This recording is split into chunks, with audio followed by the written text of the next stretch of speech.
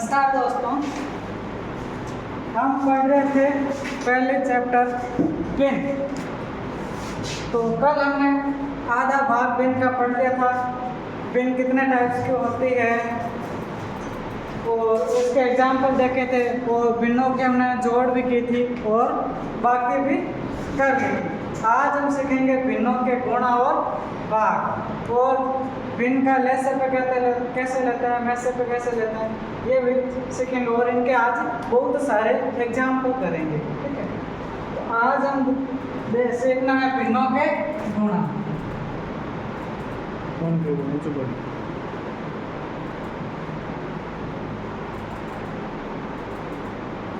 पिनों के गुणनफल।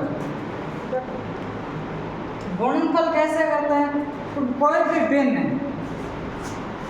पिन है तो उसके अंश और हर होते हैं। ठीक है, तो गुणा में क्या होता है कि अंश को अंश से गुणा कर लेते हैं और हर को हर से गुणा कर लेते हैं। यानी क्या लिखेंगे?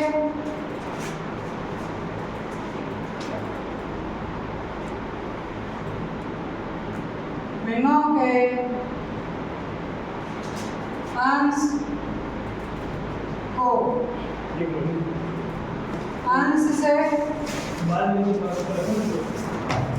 तथा हर को हर से गुणा कर लेते हैं। यानी कोई भी पिन है उसके अंश को अंश से गुणा कर दिया और हर को हर से गुणा कर दिया। उसके बाद में हमें क्या एक पिन प्राप्त हो जाएगी। उस पिन में एक भाज्य संख्या से भाग देकर उसको साधारण पिन में हम बदल लेंगे। एक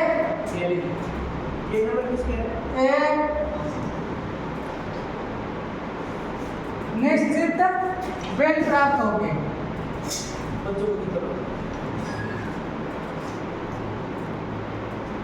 पिन प्राप्त होगी। अब क्या करना है? जो पिन प्राप्त होगी उसमें क्या है, एक निश्चित संख्या यानी भाज्य संख्या का भाग देना है। जैसे हम काट रहे हैं और हम दोनों को सेम संख्या से काटना है यानी मैसे से, तो क्या लिखोगे? प्राप्त पिन को एक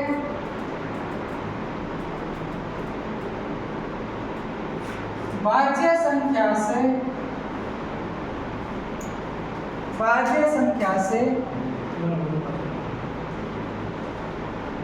विभाजित कर उसे सरल पिन में बदल लेते हैं। आया समझ में? यानी गुणों में क्या होता है कि पिन के एक अंश है और एक क्या है, हर है। अंश को अंश से गुणा करना है और हर को हर से गुणा करना है। फिर हमें क्या एक पिन प्राप्त हो जाएगी।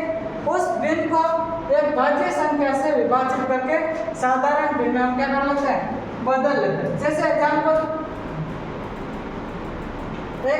ले लो कि 3/16 गुणा 4/15 लिया।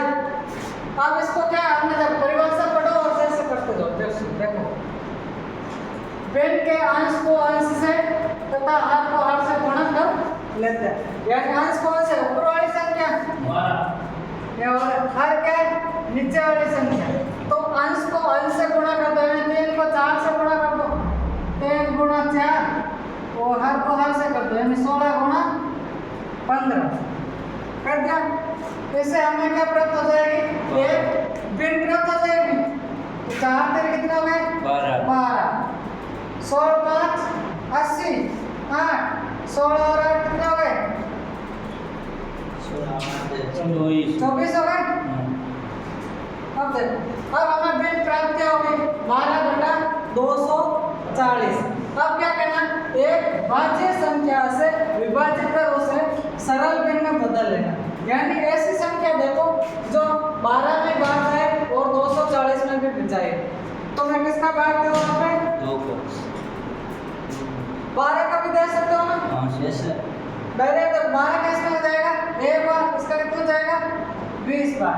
तो हमें बिन क्या प्राप्त होगी 1/20। ये हमारा जाएगा राइट आंसर। जैसे एग्जांपल एक और देखो 4/5 गुणा 8/12। वापस देखो अंश को अंश से क्या करना गुणा और हर को हर से करना। 4 गुणा 8 बट्टा 5 गुणा 12। 8 को 4 से करो 32। 8 को 32 बट्टा 12 की 60। 7। अब 32/60 हमारे अंश। अब इसको और डिवाइडेड हो रही है तो उसको डिवाइड करो, यानी 2 का भाग जाएगा दे दो कितना आ जाएगा 16 बार। इसमें कितना आ जाएगा 30 बार। 30 बार। अब देखो 2 का और जा रहा है तो दे दो 8 बार। इसमें 15 बार। 8/15 और जा रहा है किसी का नहीं सर। नहीं जा रहा तो हमारा क्या आ गया आंसर आ गया। ये तो हो गया हमारा भिन्नों का गुणनफल। आगे समझ में सबको। अब सीखना है भिन्नों के भाग। सब को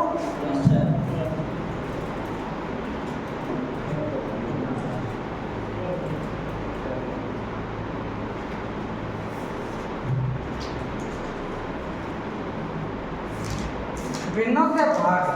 अब देखो भिन्न को भाग में क्या करना है। तो जैसे कोई भी भिन्न है तो पहले वाला भिन्न है जो भाग में बट्टा में लिखते हैं तो उसको क्या करते हैं वापस उलट लेनी है। इस देखो तो इसमें डेफिनेशन क्या हो जाएगी, जब एक भिन्न को दूसरे भिन्न में भाग दिया जाता है तो दूसरे भिन्न के जो चिन्ह है वो क्या हो जाए गुणा में परिवर्तित कर दिया जाता है और भिन्न को क्या कर दिया जाता है उलट दिया जाता है। तो क्या परिभाषा हो जाएगी, जब एक भिन्न में दूसरे भिन्न का भाग दिया जाता है तो हम भाग के चिन्ह को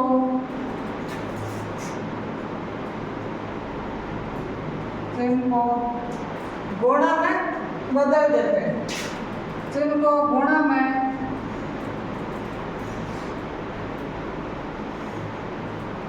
बदल दिया जाता है तथा जिस संख्या का भाग देना है यानी जिस भिन्न का भाग देना उस भिन्न को क्या कर दिया जाता है उलट दिया जाता है तथा जिस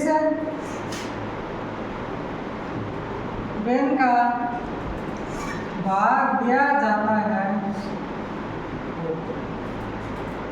उस भिन्न को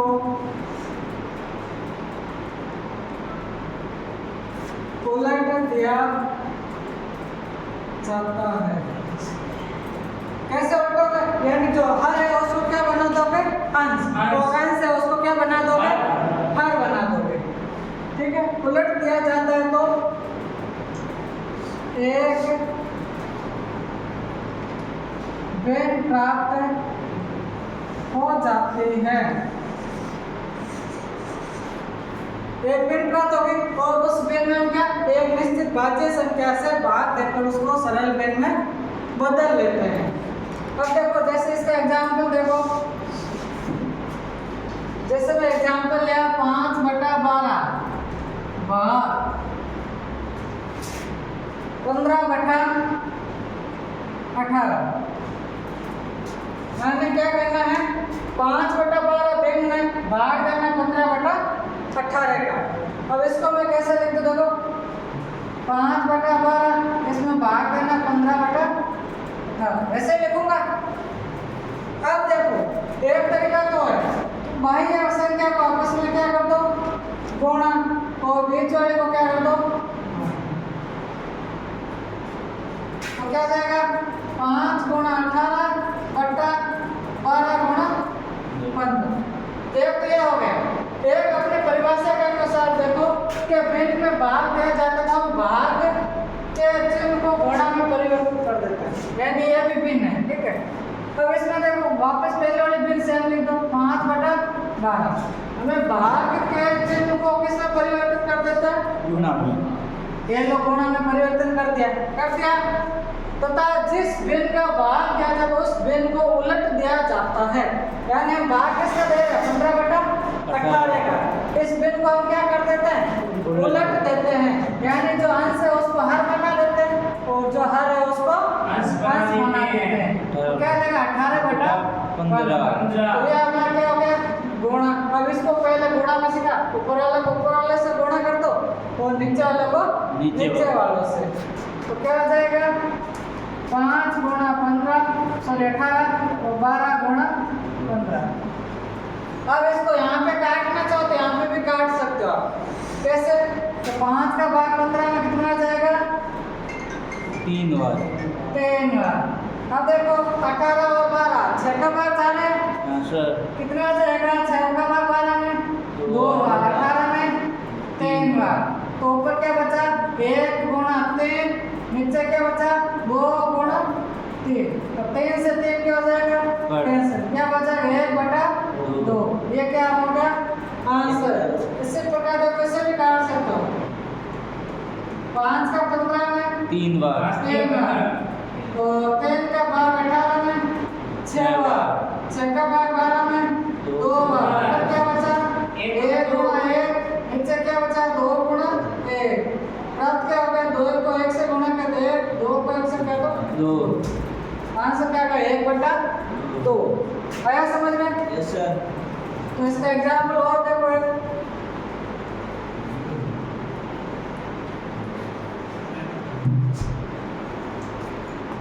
कोई भी संख्या लो, जैसे 6 बटा 12 भाग 12 बटा 24। तो देखो क्या करना, वापस सेम प्रोसेस करो।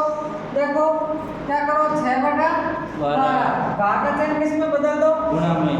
गुणा में, और संख्या क्या कर दो उलट दो। 24 बटा 12। अब देखो इसको सरल कर दो, 6 गुणा 24 बटा में क्या आ जाएगा 12 गुणा 12। अब काट दो, 6 का भाग 12 में 2 बार और 12 का भाग 24 में 2 बार, 2 से 2 कैंसिल, क्या बच गया 1 बटा 1, यानी आंसर क्या हो गया हमें प्राप्त 1 आंसर प्राप्त हो गया। है समझ में? ये तो हो गया हमारा भिन्नों की जोड़ हो गई, बाकी हो गए गुणा हो गया और भाग हो गया। अब हमें भिन्नों में थोड़ा सा देखना है, एक तो लेसर पे देखना है और एक मैसर पे। यानी मैसर पे कहाँ काम आता है हमें भिन्न को सरल करने में, यानी कोई भी भिन्न को काट कर साधारण भिन्न में बदलने के लिए किसका काम लेता है मैसर पे का।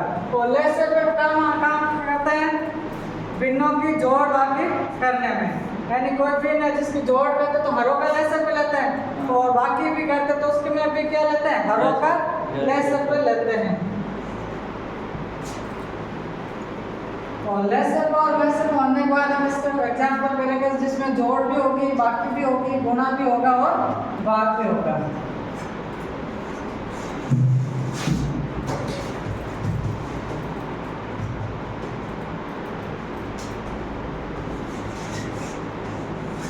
मैसर पे यानी इसको क्या बोलते हैं महत्तम,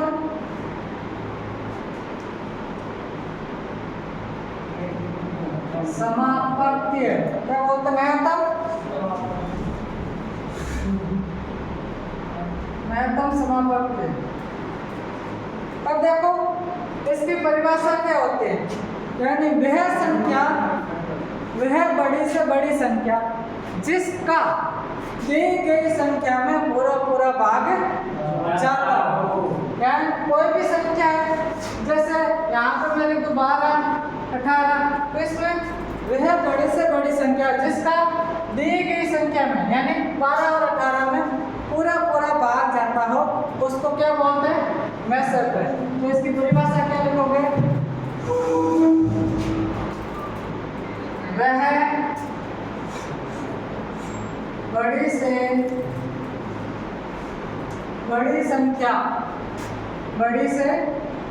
बड़ी संख्या जिसका दी गई संख्या में पूरा पूरा भाग जाता हो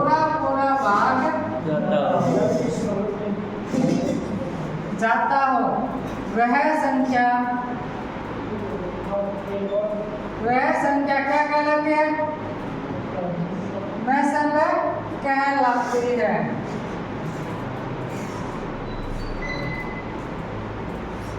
यानी मैं ले लो यहाँ पे 12 16 तो इसमें 12 और 16 में देखना है बड़ी से बड़ी संख्या जिसका 12 में भी जा रहा और 16 में भी जा रहा। अब देखो मैसेज पे निकालने के दो मेथड है। एक कौन सा मेथड है? गुणनखंड। और एक मेथड कौन सा है? भाग विधि। तो इसमें क्या हो जाएगा? मैसेज पे ज्ञात करने की विधियां। एक कौन सी है? गुणनखंड विधि। और दूसरी कौन सी है? भाग विधि। अब देखो गुणनखंड विधि में हम क्या करते हैं? सबका अलग अलग गुणनखंड निकालते हैं। और भाग विधि में क्या करते हैं? छोटी संख्या का बड़ी संख्या में भाग देके देखते हैं। तो देखो गुणनखंड विधि में लिखना क्या लिखोगे? सभी संख्याओं का अलग अलग है। सभी संख्याओं का अलग अलग गुणनखंड करके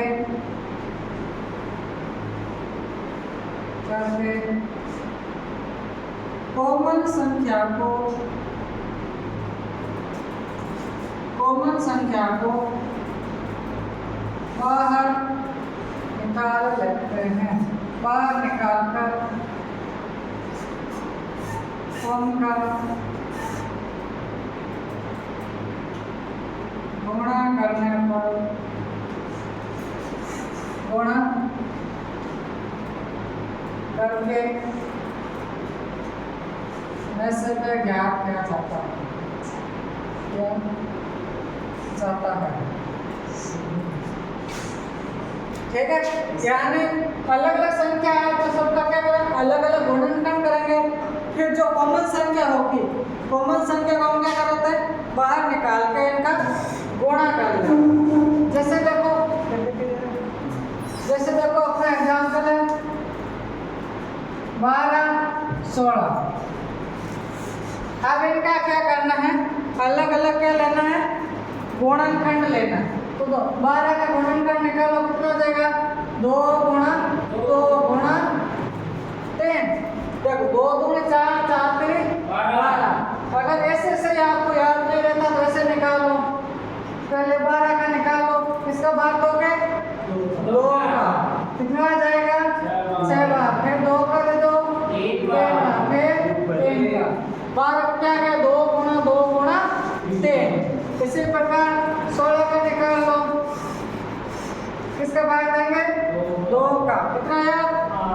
8। फिर किसका देना? 2 का। कितना आ जाएगा? 4। फिर 2 का 2, फिर 2 का 1। तो 16 का गुणनखंड क्या आ गया? 2 गुणा 2 गुणा 2 गुणा 2। ये हमने क्या कर दिया? इनका गुणनखंड निकाल। अब गुणनखंड निकालकर कॉमन संख्या को बाहर निकालकर उनका गुणा करके वैसे पे ज्ञात किया जाता है। यानी देखो कॉमन संख्या है, इसमें भी 2 कॉमन है और यहाँ पे भी 2 कॉमन है। अब यहाँ पे 2 लेकिन 3। तो कॉमन कौन सी संख्या हो गई? 2 2 गुणा 2, तो क्या प्राप्त हो गया हमें? 4। तो हमारा इनका मैसेज में क्या प्राप्त हो गया?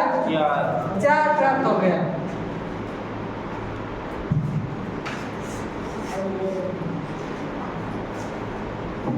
अगला लो एग्जाम्पल कोई 15 और 20, इसका हमें मैसेज में ज्ञात करना। तो 15 का गुणनखंड निकालो, किसका भाग दोगे? 2 का जाएगा क्या? किसका दोगे? 3 का। कितना जाएगा? 5 का। अब किसका जाएगा? 5 का 1 बार। तो 15 का गुणनखंड क्या हो गया? 3 गुणा 5। अब 20 का निकाल लो, किसका देना भाग? 2 का। 2 का। कितना जाएगा? 10 बार। 10 बार। और 2 का? 5 बार। और 5 का 1 बार। तो 20 का गुणनखंड क्या हो जाएगा? 2 गुणा 2 गुणा 5। अब क्या करना है? कॉमन संख्या बाहर निकालनी। कौन सी संख्या बाहर निकालनी है? कॉमन संख्या। देखो यहाँ पे 2 है, 3 है, कॉमन नहीं है, तो कॉमन क्या है? 5। तो इसका मैसेज क्या आ गया हमारे पास? 5। ये तो हो गया गुणनखंड मेथड। दूसरा मेथड है हमारे पास में भाग विधि। भाग विधि में क्या करते हैं? छोटी संख्या का बड़ी संख्या में भाग देते हैं, और जो लास्ट में भागफल बचता है वो संख्या क्या होता है? मैसेज पे होता है। जैसे देखो 15 का भाग क्या देना है? 20 में 20 में। कितना जाएगा? 15 का 4 बार। 15। पीछे कितने बचे? 5। अब देखो क्या करना है, जो ये 5 है इसका भाग वापस किसका देना है? 15 के अंदर। ऐसे तो 5 का भाग वापस किसमें देना है? 15 में। कितना जाएगा? 3 बार। 0 हो गया। तो अंतिम हमने कौन सी संख्या का भाग दिया? 5 का दिया ना। अंतिम संख्या को कौन सा दिया भाग में? 5 का। तो मैसेज पे क्या आ गया हमारे पास में? 5 आ गया। उसी प्रकार देखो 12 और 16 का। तो छोटी संख्या कौन सी है? 12, और बड़ी संख्या कौन सी है? 16। उधर 12 का भाग देना है 16 में। कितने बार जाएगा? 1 बार। पीछे कितने बचे? 4। तो 4 का भाग वापस किसमें देना है? 12 में। ना जाएगा 3 बार। 0। तो अंतिम शेषफल कौन? अंतिम भागफल क्या है? बचा 4 है, जिसका भाग दे रहा है 4 है, तो इसका मैसेज पे कितना आ जाएगा? 4। आगे समझ में? भाग विधि आगे समझ में? अगर समझ में भाग विधि नहीं आ तो आप गुणनखंड विधि से कर लो। इसमें तो आप भूल जाओगे, गलती होने का चांस रहेगा, लेकिन इसमें कोई गुंजाइश नहीं रहेगा। अब हम सीखते हैं लेसन पे।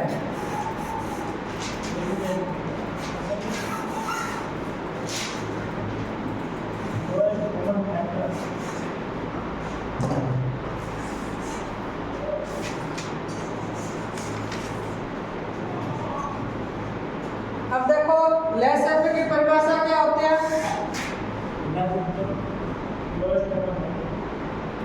लघुत्तम समापत्ति।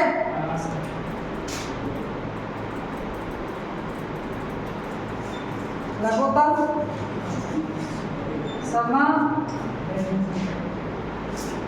समापत्ति। अब देखो मैसेज तो हमने क्या लिखा था? महत्तम समापत्ति। और लेसन में हम क्या लिख रहे हैं? लघुत्तम समापत्ति। यानी अब लेसन में हम क्या करेंगे? वे छोटी से छोटी संख्या देखेंगे जिसमें दी गई संख्या का पूरा भाग जाता है। मैसेज का क्या है? उल्टा है। तो इसकी परिभाषा क्या लिखेंगे? वह है छोटी से छोटी संख्या जिसका दी गई वह छोटी से छोटी संख्या जिसमें दी गई संख्या का पूरा भाग जाता हो वह संख्या लसंख्या कहलाती है।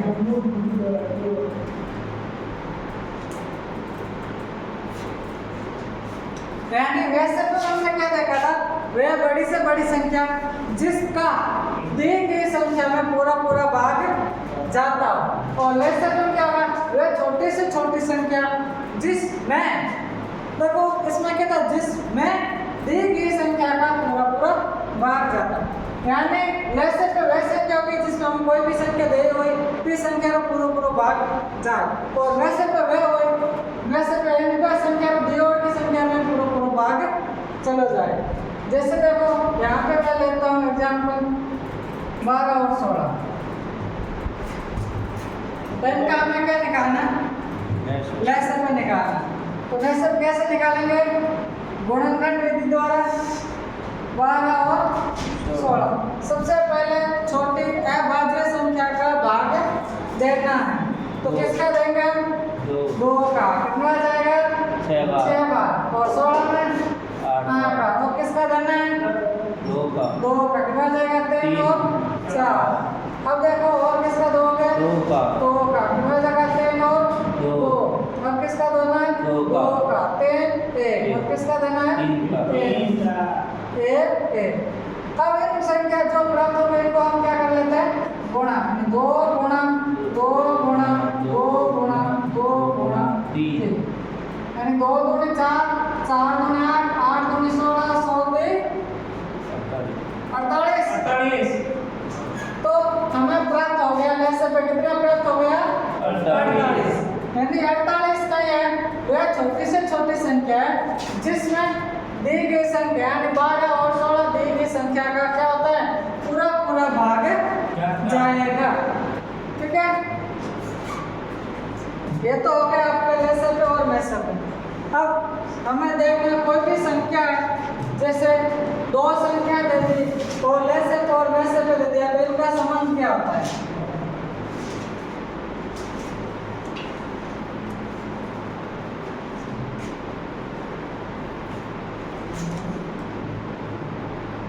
संख्या व लेसर पे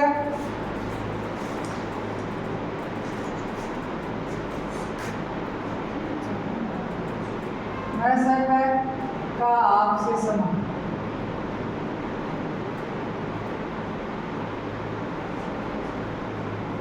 इसको हमेशा आपको ध्यान रखना है कि इनका संबंध है जो बहुत ही घनिष्ठ होता है, ये हर जगह काम आता है, कहीं पे भी आप चले जाओगे तो हर जगह काम आता है। यानी तो इसमें क्या हो जाएगा, पहली संख्या गुणा दूसरी संख्या बराबर क्या होता है, लेसर पे गुणा मेसर पे। यानी पहली संख्या और दूसरी संख्या का, दोनों संख्याओं का गुणनफल और लेसर पे और मेसर पे गुणनफल हमेशा क्या होता है, बराबर होता है। अब इसमें हमें पहली संख्या ज्ञात करनी है,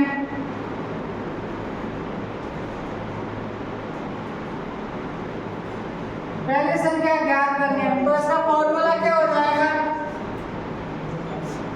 लेसर पे गुणा मेसर पे बट्टा दूसरी संख्या। पक्षांतरण करना तो आता है ना आपको, यस सर। अब ना क्या करना है, पहली संख्या ज्ञात करनी। अब फॉर्मूला हमारे पास में क्या है, पहली संख्या गुणा दूसरी संख्या बराबर क्या होता है, लेसर पे गुणा मेसर पे। तो हमें पहली संख्या ज्ञात करनी है, तो क्या हो जाएगा, लेसर पे गुणा मेसर पे, और जो दूसरी संख्या भाग गुणा में इधर पक्षांतरण किसमें हो जाएगी, भाग में हो जाएगी। तो ये तो हो गया हमारा पहली संख्या ज्ञात करनी। इसी प्रकार अगर दूसरी संख्या ज्ञात करनी है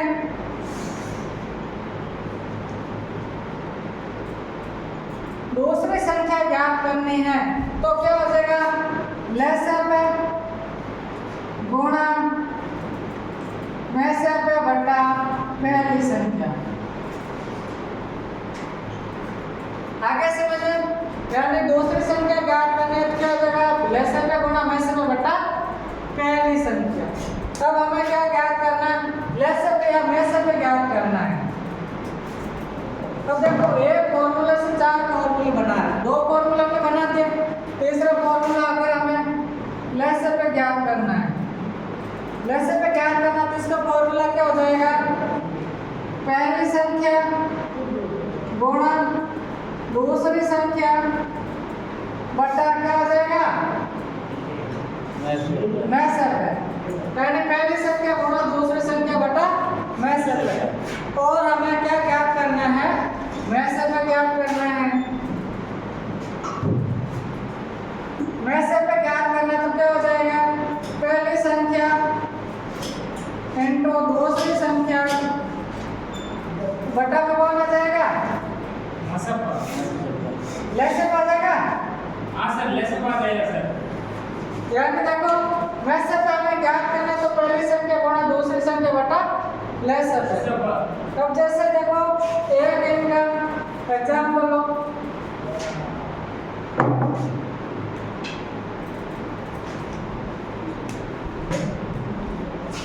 जैसे कोई एग्जाम्पल है कि 2 संख्या है जिसका लेसर पे 60 है और मैसर पे 5 है। लेसर पे क्या है 60, मैसर पे क्या है 5, और पहली संख्या क्या है,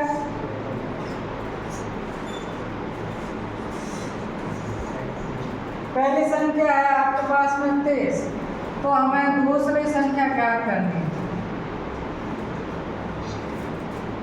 जो संख्या आ गया हमारे पास में कि लेसर पे 60 है, मैसर पे कितना है 5, पहली संख्या कितनी है 30, तो दूसरी संख्या में क्या करनी है, ज्ञात करनी है। तो हमने फॉर्मूला पढ़ा कि पहली संख्या गुणा दूसरी संख्या बराबर क्या होता है, लेसर पे गुणा मैसर पे। अब इसमें फॉर्मेट में इसका क्या कर दो, मान रख दो। देखो पहली संख्या कितनी है यहाँ पे 30 है, 23 गुणा दूसरी संख्या क्या है, ज्ञात करनी है, तो यहाँ पे मैं लिख दूं दूसरी संख्या बराबर लेसर पे कितना है 7 कितना है 7 गुणा मैसर पे कितना है 5। तो दूसरी संख्या में ज्ञात करनी है बराबर क्या हो जाएगा, लेसर पे इंटू मैसर पे बटा पहली संख्या। आगे समझ में। अब इसको सरल कर दो, 23 का भाग 60 में कितना आ जाए 2 बार।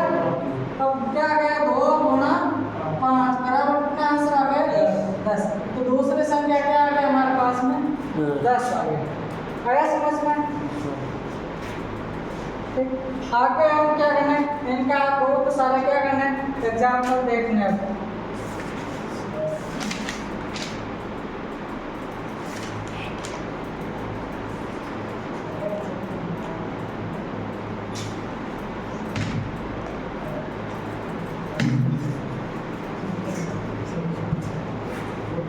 रखो पे निकालो सब और एग्जाम्पल करो साथ में। एक संख्या है 3/4 बराबर 42/x।